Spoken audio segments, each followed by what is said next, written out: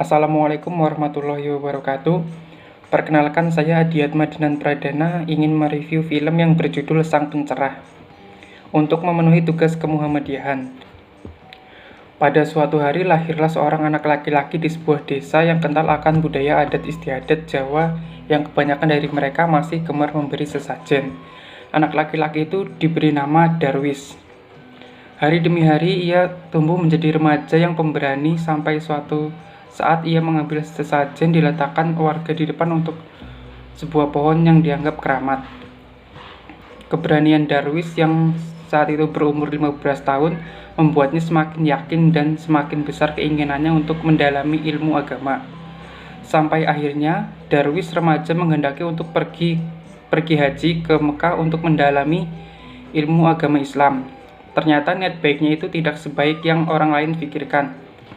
Ia tentang pamannya, tapi di sisi lain kakak ipar dan guru bahasa Arabnya terus memotivasi dan menguatkan Darwis untuk pergi ibadah haji dan mendalami Islam di Mekah.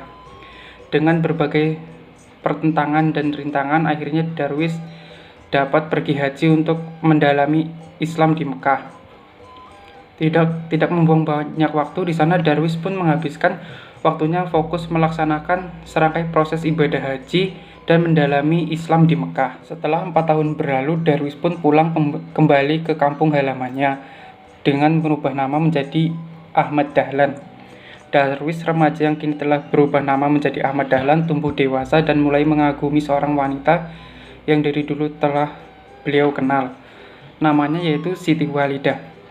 Dan benar saja beliau pun menikah dengannya dan menjalani hidup layaknya pasangan bahagia yang baru saja menikah. Dengan semakin bertambahnya umur, Darwis bertambah pada umur ayahnya yang kini mulai sakit-sakitan. Dengan kerendahan hatinya, ayah Darwis menitipkan jamaah atau masyarakat desa kepadanya. Kemudian ayahnya meninggal dan beliau diangkat sebagai khatib besar di sebuah masjid besar. Seperti layaknya khatib-khatib besar lainnya, setiap kedatangan di masjid beliau selalu disambut oleh jamaah di masjid desa tersebut dengan penuh ketundukan.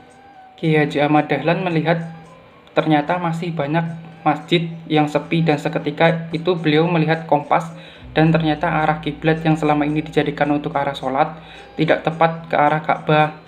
Mulai saat itu Kiai Haji Ahmad Dahlan memutar otak untuk mengubah arah kiblat agar sesuai dengan arah Ka'bah. Dengan cerdas beliau memulai memperhitungkan kemana arah kiblat yang seharusnya dijadikan arah untuk sholat. Dengan berbagai pertentangan, beliau mulai menjelaskan dan merubah arah kiblat yang semula jauh dari arah Ka'bah. Karena usaha keras Kiai Haji Ahmad Dahlan, banyak yang mencoba untuk membuktikan perkataan Ahmad Dahlan dengan berbagai ilmu yang mereka miliki. Sampai pada akhirnya perundingan tentang arah kiblat itu dilaksanakan sesuai dugaan banyak yang pertentangan dengan terjadi saat perundingan itu. Menurut mereka, kiblat itu sesuai dengan keyakinan kita kepada Allah. Menurutnya, kiblat boleh mengarah kemana saja asal keyakinan kita mengarah kepada Allah. Menurut Kiai Haji Ahmad Dahlan itu keliru. Lalu dengan perhitungan dan gambar dunia yang telah beliau buat, beliau mulai menjelaskan tentang arah kiblat tersebut. Dan menurut salah satu dari mereka gambar itu buatan orang kafir. Dan menurutnya itu salah, karena satu cara kaum kafir untuk menjebak kaum muslimin. Dengan meninggalkan berbagai pertentangan itu, Ahmad Dahlan terus berdakwah untuk menegakkan syariat Islam yang sebenar-benarnya. Ahmad Dahlan pada dakwahnya sering membahas tentang Quran surat Al-Ma'un, sampai murid-muridnya merasa bosan mendengarnya. Suatu ketika datanglah surat dari seorang kiai penghulu. Dalam isinya beliau menghendaki agar Ahmad Dahlan menutup masjid yang telah dirubah arah kiblatnya. Di dalam surat itu juga berisi ancaman untuk Ahmad Dahlan jika tidak segera membongkar masjidnya, maka masjid itu akan dibongkar paksa oleh pasukan kiai penghulu itu. Dengan keyakinan yang kuat, Ahmad Dahlan tidak sedikit pun takut akan isi surat yang telah beliau terima.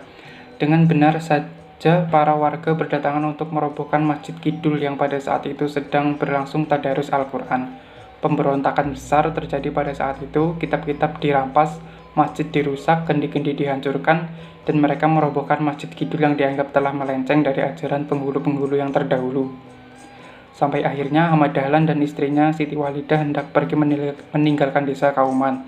Kakaknya yang masih menjumpai Ahmad Dahlan dan istrinya berada di sebuah gerbong kereta, terus membujuk dan menasehati agar mereka tidak pergi meninggalkan Kauman. Dan akhirnya mereka tetap bertahan di desa Kauman dan memulai kembali untuk membangun masjid yang telah dirobohkan itu. Sampai pada saat itu Ahmad Dahlan berangkat haji untuk yang kedua kalinya dan dibiayai oleh Keraton Jogja. Tanpa membuang banyak kesempatan, beliau terus belajar untuk menambah ilmu yang beliau peroleh. 5 tahun berjalan, beliau pulang dan bertemu dengan murid-muridnya yang telah berganti nama. Setelah beberapa hari berada di kampung halaman, terdengarlah suatu perkumpulan Budi Utomo yang menarik beliau untuk mencari lebih dalam informasi tentang pergerakan itu. Sehingga Ahmad Dahlan menyuruh muridnya untuk mencari tahu tentang perkumpulan Budi Utomo. Dan benar saja, kerabat Wahidin yang merupakan ketua perkumpulan Budi Utomo itu menemui Ahmad Dahlan dan mengajak bekerja sama. Dari situlah mulai bermunculan pengobatan gratis. Tidak hanya itu, perkumpulan Budi Utomo juga menawarkan kerjasama dalam bidang dan masalah yang lebih luas. Sejak saat itu, kehidupan Ahmad Dahlan mulai menemui titik terang. Salah satu hal yang beliau ajarkan bukan siapa kita, tapi bagaimana berusaha untuk umat. Dengan penuh semangat, beliau meminta untuk mengajar di sekolah yang mayoritasnya non-muslim, dan beliau memulai membuktikan bahwa Islam bukan seperti agama yang terbelakang. Mulailah Islam berjaya dan semakin banyak pula yang mau belajar tentang Islam lebih dalam lagi.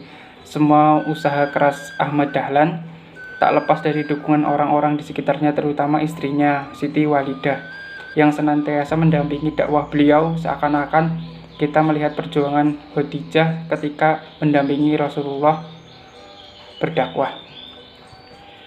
Jadi, pesan akhir dari film ini adalah hari ini kita sama-sama belajar untuk menjadi orang yang terbaik di mata Allah. Tidak hanya itu untuk diri sendiri, tapi untuk kepentingan orang banyak.